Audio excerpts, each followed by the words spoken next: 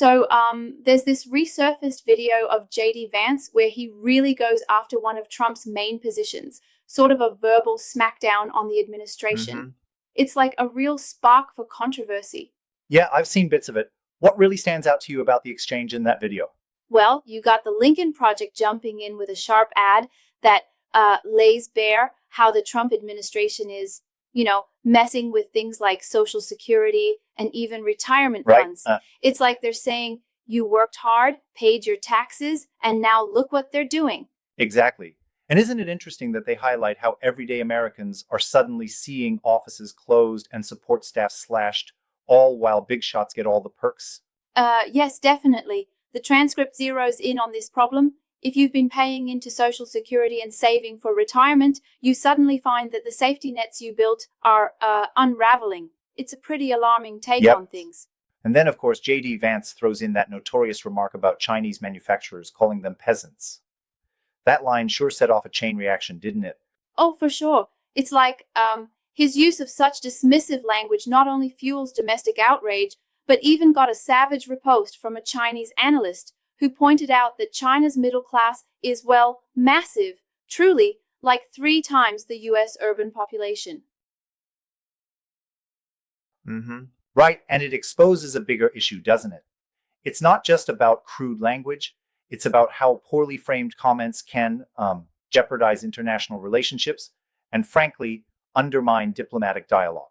Absolutely. And then shifting gears, the transcript gets into how the Trump administration is accused of, using the IRS as a political tool. Imagine the IRS, of all things, stacking the deck against folks simply because they expressed a dissenting viewpoint. It's profound and troubling. Yeah, it's like if the IRS starts picking on you for what you think, then our whole notion of free speech is at risk. And who can forget the part about, well, even Harvard being threatened with a loss of its tax-exempt status? Right, that part really hits home. The idea that elite institutions could be penalized for not bowing to political pressure really underscores the theme here, using government power to enforce ideological conformity. But don't you think there's a counter-argument that maybe these moves are overblown? I mean, could it be political theater rather than an outright assault on constitutional rights? I get what you're saying, but respectfully, I have to challenge that. It's not just theater. If agencies like the IRS are misused to target political speech, then it's a deliberate weaponization of state power. Right.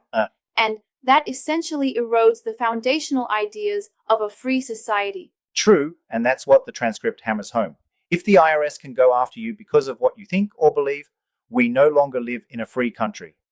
That quote kind of encapsulates the whole debate. Exactly. It's like this is a crossroads. If we allow partisan tools to influence fundamental rights, then everything from Social Security to free speech gets burdened by the political ambitions of those in power. Yep. And the fact that the transcript points out these actions are reminiscent of tactics you'd usually see in less free societies, it really makes you wonder about the future of governance here. Yeah, it's a slippery slope. When governmental bodies are used as instruments against political opponents, it not only reinforces division, but also sets a dangerous precedent, almost like a blueprint for authoritarian control. So with this in mind, do you see these controversies like JD Vance's inflammatory remarks and the IRS actions as isolated incidents, or do they hint at a broader trend? I see them as reflective of a broader systemic issue. They're symptomatic of an administration that's comfortable, or perhaps even intent, on blurring the lines between policy and punitive control. It's a wake-up call, really. Right, and one has to question whether this misuse of power will eventually backfire. I mean, can a government sustain legitimacy if it's seen as punishing its own citizens based on political leanings? That's the million-dollar question, isn't it? While some might argue it's just aggressive politics, the everyday impact, like people potentially not receiving their Social Security checks or losing out on retirement funds, is very real. Yeah, it's not abstract at all. And if we start normalizing this kind of behavior, it undermines our trust in the institutions that are supposed to serve us all equally. Exactly. It shows that when the government becomes a tool for suppressing dissent or enforcing a particular political view, it jeopardizes the very essence of constitutional freedom. It's pretty unsettling, truly. And while some critics might claim it's blown out of proportion, I think the stakes are just too high to ignore any of this. I agree completely. Every policy tweak and every offhand comment, like calling manufacturing peasants, adds layers to a narrative that questions whether our political and judicial institutions can remain independent. Right? And it forces us to ask, if elite institutions like Harvard are being held to such political demands, where does it end? What message does that send to all of us about who holds the power? Exactly. It's like each of these incidents is a stitch in the bigger tapestry of political control, and not in a good way. The idea that dissent can lead to financial or institutional punishment is entirely un-American in its implications. That's a stark reminder of why we need to keep a vigilant eye on these trends. The misuse of the IRS and other tools to blunt political opposition? It's a fundamental threat to democratic freedoms. Absolutely. And while there's plenty of debate on the motivations behind these moves, one thing's clear: the repercussions on everyday citizens are tangible and potentially severe.